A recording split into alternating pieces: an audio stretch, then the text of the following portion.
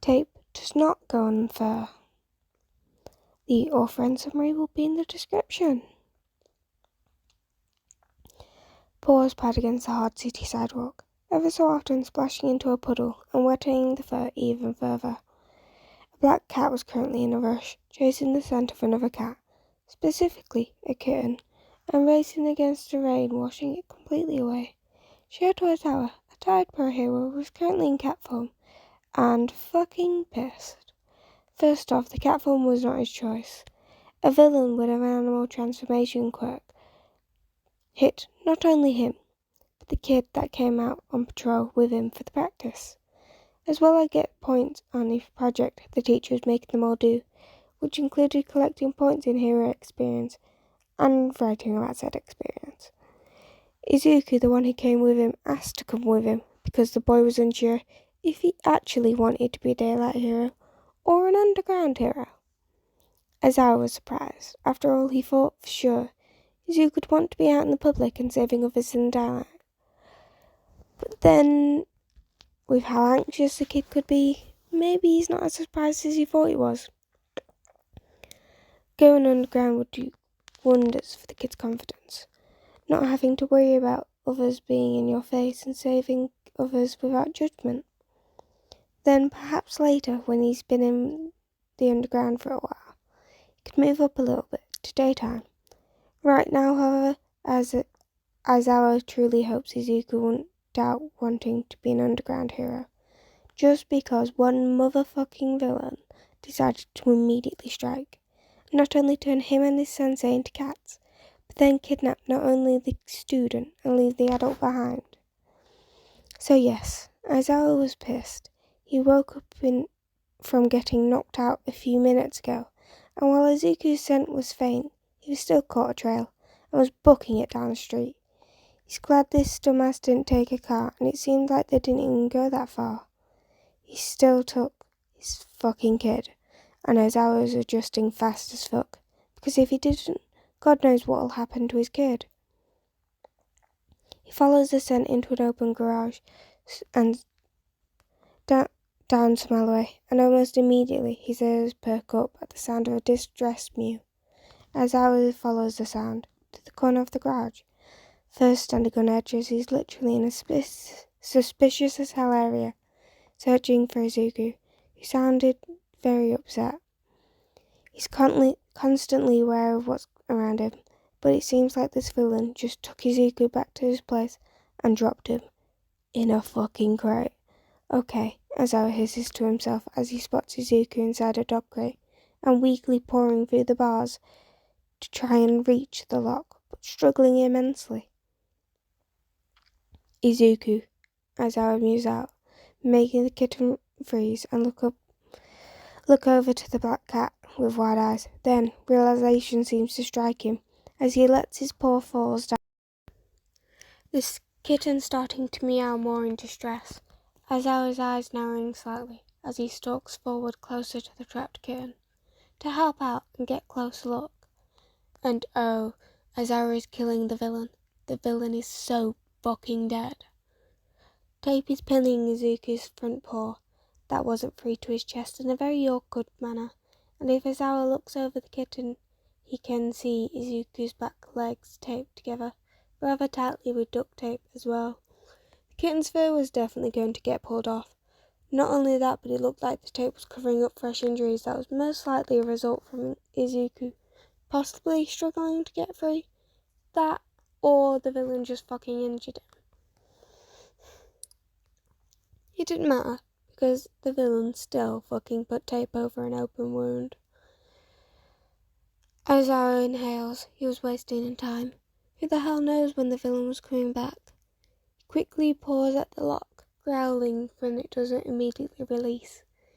He has to use his teeth to unlatch it, and immediately gets the bars open and steps into the crate. The big cat acts quickly, grabbing his kid by the scruff and carrying him out of the crate very carefully.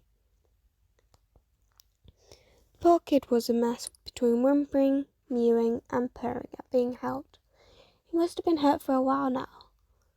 Aizawa hurries back out of the garage And while he didn't want to go out into the rain where Izuku is likely to start shivering, like hell was he going to stay in the garage of a psychopath. He starts running at an even pace, being careful as he can be as to not jostle Izuku too much. He knows he'll need to stop at least within the next few minutes. Izuku needs to be out of the tape and immediately warmed up. Injuries were one thing, but getting sick along with those injuries. Aizawa recognised the area. After risking a few extra minutes of running, he feels almost relieved at that. This is where they were heading to go on patrol, which means if someone were to come looking for them, this is where they'd look first. The big cat turns into a local store with their door open, not caring if the store owner sees him or not. Izuku needed warmth, and the alleyway or the side of the street was not warm. Izuku ignores the eyes at the back of his head as he jumps onto the window sill of the store inside, laying Izuku down very gently and immediately getting to work. While he takes care of Izuku, since they're in the window, they should be seen by anyone who may be looking for them. The black cat with a scar under his eyes and the small green kitten injured should be pretty obvious as to who they were. If not, Aizawa's not only killing a villain, he's killing some dumbass. Aizawa licks Izuku's cheek with care, the kitten having gone silent during the run to this store and making him worried. When the kitten lets out a small, weak little mew in response to the lick, it makes Aizawa sigh just a little in relief. He wonders why Izuku hasn't tried speaking to him, but getting turned into a kitten and immediately injured would probably frighten him a little. He might not even realise yet that he can talk to him. Izuku, I'm going to get that tape off you, okay? Aizawa murmurs, not really expecting much of an answer, and just nudging Izuku onto his side. The kitten mews out a whining, which Aizawa quickly gives his head a small lick in response to. He wants Izuku to be comfortable. Getting the tape off, was gonna hurt. Aizawa sighed out. He didn't think he was going to be able to get the tape off. Not without making the injuries worse, but the front tape, however, was only covered with what looks to be a cut, and it wasn't on that tightly. Aizawa grabs the end of the tape with his teeth, holding Izuku down without any real pressure, and preparing himself to have to rip the tape off. Wait! Aizawa immediately lets go, covering Izuku with his body and hissing at the source of the voice, which seems to be a woman. Cat is. I'm not here to hurt you. I just want to help. I can get the tape off with some scissors, yeah? She speaks in a very friendly tone, the same way someone would speak to their pet in a baby voice. It reminds Aizawa that she probably doesn't know that he's not actually a cat, but I'm the store owner here. I saw you walking in with your little baby. He's really hurt, isn't he? I'd love to help him. I even have some blankets for him. As soon as I get the tape off, I'll have some medical bandages here too, as well as some disinfectant. It says it's good for animals too, so I made sure to get the right ones, and she was certainly rambling, Aizawa thinks, but she seems genuine. And he slowly takes a step back and lifts his paw gently to nudge the girl's arm. Oh, you do you, never mind, let me eat. She immediately takes the tape front off Izuku in her hands, being very gentle as she maneuvers the scissors in order to cut around the fur and tape so it wouldn't hurt him. Izuku isn't very happy about this. He seems the kitten letting out a constant stress mew and trying to move away with one free paw. He wasn't getting anywhere, however, as his movements were weak and all he has is just one paw. He realises this rather quickly and instead just mews louder. Aizawa sighs softly, laying down very close to the kitten and licking the top of his head, trying to get him to quiet down. It works somewhat. Kitten leaning his head into Aizawa's warmth and mews lower down to quiet, pitiful whimpers. When the tape comes off and Izuku's paw doesn't move, Aizawa gets concerned. The girl too looks at it with a frown, picking up the small paw and whispering out an apology before she presses down on it. Izuku doesn't react. He just continues his little mews. Aizawa silently fumes, and the girl does too. She disinfectants the front paw with a concentrated face, trying to hide how angry she truly was by taking care of the kitten. She wraps up the front paw and decides last minute to secure it into a little makeshift cast, as having it staying up and off the ground is the best option right now. She then moves on to the tape in the back, and Izuku can see her eyes flare up in anger even further, but she persists on cutting the tape with not much ease, but she manages. This time the back feet start to fidget and move almost immediately once released. Both her and Aizawa exhale in relief.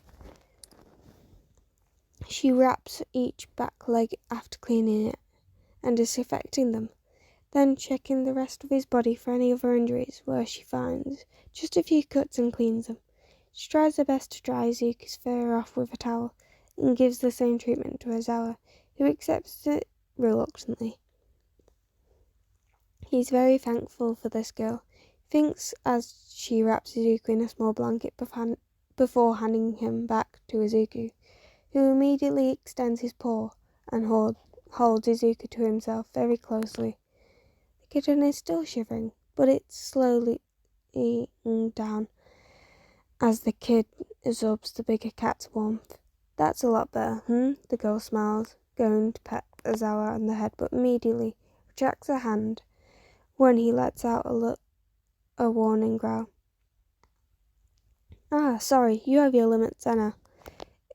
Aizawa ignores her and starts licking the top of Izuku's head again, quietly quieting the music, escaping the kitten finally. If a cat allows me to, I can understand them. Could you tell me what happened? Who did this to your baby? The girl questions, her own cat ears twitching as she stares at Aizawa, who pauses. He's grooming and looks up to her. That was convenient, Aizawa thinks. Again, you don't have to. I know you might not really trust me completely, but I'm not a cat, Aizawa interrupts her, making her startle then look utterly confused. You're not, huh? A villain hit me and my kid while we were out. Took my kid and I found him like this, grumbles, licking the top of Izuku's head again. Then he lets out one of the quietest mews ever. He gets the message, however. The kid didn't want the comfort to stop. Wow, that kind of pissed me off a lot actually, she whispers, and it makes Aizawa almost snort. He liked this girl. Do you need me to call someone for you? She asked then, already taking out her phone and opening the call app. Yes. Aizawa has to nuzzle the side of Izuku's head and get him to settle down when he even tries to start up his mews. Call UA. The hero school? Why? I work there, Aizawa grumbles. Tell them in the situation they'll send someone to get us. Oh, okay, She quickly looks up the number of UA and dials. She stands up to step off to the side to talk to whomever answers, leaving Aizawa to comfort the kid. A few minutes go by. The girl has to go back to working the countertop, but she promises someone's on the way. Aizawa asks for a number so he can come back to the store, and she laughs at that, waving the big cat off. She didn't need his thanks. She'd always be happy to help any animal, even if that animal was just a hero turned into a cat, along with his kid. Aizawa meets Izuku's eyes when the kitten actually looks at him and stops whimpering for his attention. Instead, the kid raises at his uninjured paw and swipes very lightly at the big cat's face. Izuku, Aizawa sighs out fondly. The kitten surprises him by stopping and staring at him as if he just said something surprising. Izuku, Aizawa says again, and Izuku responded by dunking his head forward, and in the massive amount of fur Aizawa has on his chest. Right, well, Aizawa, Aizawa phrases then. Kid? Izuku's face stays hidden in the teacher's fur and he lets out a whine, in which Aizawa is quick to shush softly and lick the top of his ear. Don't be ashamed about this, okay? None of this is your fault, and I don't doubt you need the comfort right now. Aizawa says in a very soothing voice, nose nuzzling Izuku's face out of hiding and making the kitten look up to him. It's okay to accept help, kid, and what the villain did to you was cruel. If you're distressed, then you're distressed. I get it, okay? You're still a kid, and I'm not expecting you to be brave through everything. Don't be so hard on yourself. Izuku's ears flatten against his head at that, and he goes silent. It worries Aizawa. But then after a minute, Izuku starts to mew again and lean forward. Aizawa sighs in relief and quickly comforts the kitten, holding him close and grooming the boy. He spends the next 30 minutes waiting for whomever is coming for them from UA and smothering Izuku until the kitten ends up sleeping. He glances up when someone walks through the shop's door that isn't a customer and meets eyes on his husband, who instantly softens upon seeing him and Izuku. Thank God, Hazashi breathes out and walks over immediately pets top of Aizawa's head. The big cat letting out a satisfied purr and leaning into her to the hand. The girl that tried to pet him earlier pouts, but neither of them see it. Hazashi inspects both kitties to make sure that they're okay, frowning deeply when he sees the wraps around Izuku's wound and casted front paw. He lets out a soft sigh.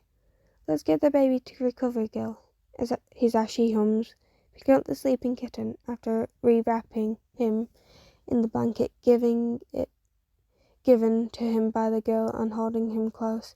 He offers to pick Aizawa up too, but the big cat just ignores him and jumps off the windowsill to walk without help. Alrighty then, Hazashi chuckles, waving once to the girl at the counter with a thank you, and leaving the store with a black cat in tow. The girl waves back, not saying anything but watching them go with a long exhale. She failed to mention how her scent is exactly like a cat's, but almost 10 times better, and how she was a known vigilante that kills animal abusers at night. But they didn't need to know that. They were kind people. When Izuku wakes up at UA in Recovery Girl's office without Aizawa by his side, he immediately starts mewing out in distress, crying out for the bigger cat. And when he doesn't immediately get what he wants, he whines and goes a little quiet rather than practically screaming out and just letting out pitiful tiny mews. There's a voice trying to reassure him. That sounds like Recovery Girl's, but he's too upset to pay attention to it. He just continues mewing quietly. He wants his dad. He wants his dad. His mews got a whole lot louder after that thought, and Izuku tries to stand up, but immediately falls back over when he forgets he only has one front paw working at the moment. His back legs were wrapped up, making them stiff. He continues to try standing up while letting out his loud mews, desperately trying to somehow summon Aizawa to his location, or get the bigger cat very slowly.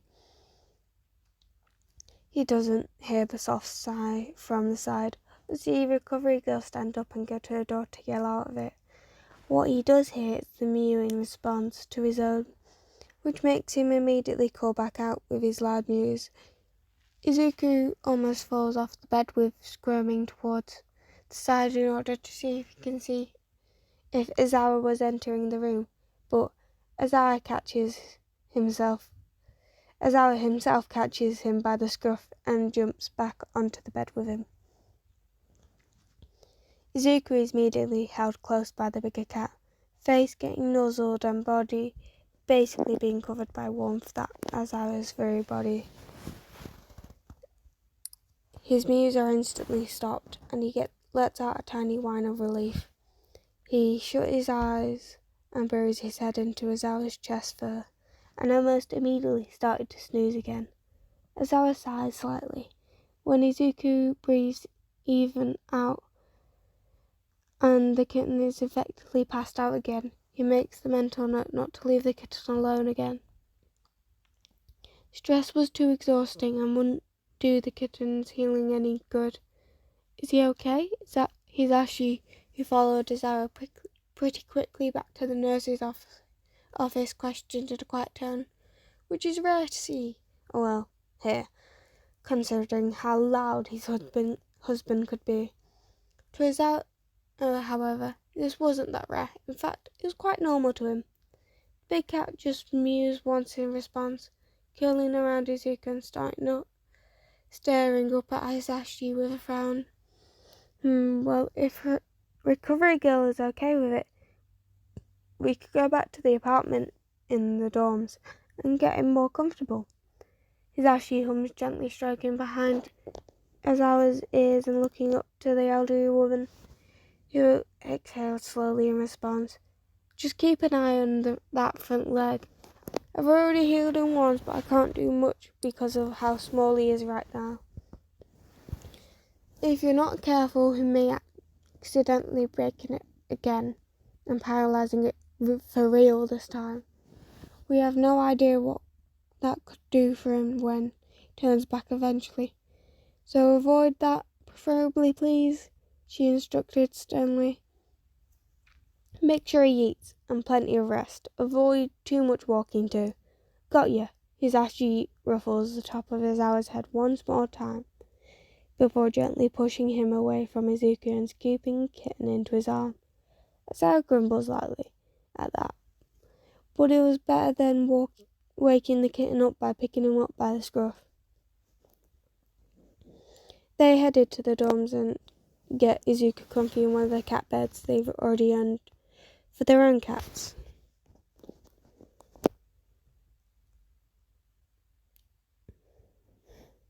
The cat in question was very confused, but they already seem to know exactly who Izuku and Aizawa are. They stay clear of Aizawa when the big cat lets out this growl when they get too close to Izuku. He loved his cat, but he wasn't going to have them messing with the kitten. Speaking of Izuku, he wakes up 10 minutes after being placed in the bed, and immediately lets out a mew, sitting up on his one paw and staring down at Aizawa, who's sitting next to the bed rather than in it, and giving him the most scandalous look, essentially asking, "Why aren't you holding me?" It makes Aizawa let out a snort and step into the bed alongside Izuku, laying down lazily and staring back at Izuku, who watches him with wide, pleading eyes. The kitten immediately just lets himself fall onto Aizawa's side and mews out satisfaction. Aizawa lays his paw on top of his kit's head and lazily licks his cheek, purring to the kitten when Izuku starts purring himself. Yeah, they'll be fine. And when the villain that did this to Izuku is found dead days later, while Aizawa isn't too happy about the outcome, he certainly doesn't look into it. It isn't in his job at that point after all. His job was just taking care of his kid, and he's going to do one hell of a good job. This is all for the first chapter of the 2-shot fic tape does not go on fur. Hope you liked it, as it's my first video I'm going to be posting.